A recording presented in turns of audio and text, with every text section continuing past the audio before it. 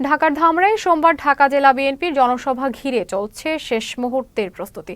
বানানো হচ্ছে মঞ্চ সহ প্যান্ডেল। সভাস্থল ঘিরে পুলিশের পক্ষ থেকে নেওয়া হয়েছে বাড়তি নিরাপত্তা। রোববার সকাল থেকে ধামরাই পৌর এলাকার যাত্রাবাড়ি মাঠে জনসভার প্যান্ডেল ও মঞ্চ বানানোর কাজ শুরু হয়। বিএনপি নেতাকর্মীরা জানান, কেন্দ্রীয় কর্মসূচির অংশ হিসেবে সোমবার দুপুরে ঢাকা ধামরাই জেলা বিএনপির জনসভায় প্রধান অতিথি হিসেবে উপস্থিত থাকবেন বিএনপির মহাসচিব মির্জা ফখরুল ইসলাম আলমগীর। এছাড়াও কেন্দ্রীয় সিনিয়র নেতারাও জনসভায় উপস্থিত থাকবেন। আগামীকালকে 24শে ফেব্রুয়ারি যাত্রাবাড়ি মাঠে বাংলাদেশ জাতীয়তাবাদী দল বিএনপি কর্তৃক আয়োজিত সমাবেশে প্রধান অতিথি থাকবেন মির্জা ফখরুল ইসলাম আলমগীর। উক্ত সমাবেশে ঘিরে প্রায় 40-45 হাজার লোক হওয়ার সম্ভাবনা আছে। জনগণের যাতে দুর্ভোগ না হয় সেজন্য আমাদের পর্যাপ্ত নিরাপত্তা ব্যবস্থা রয়েছে।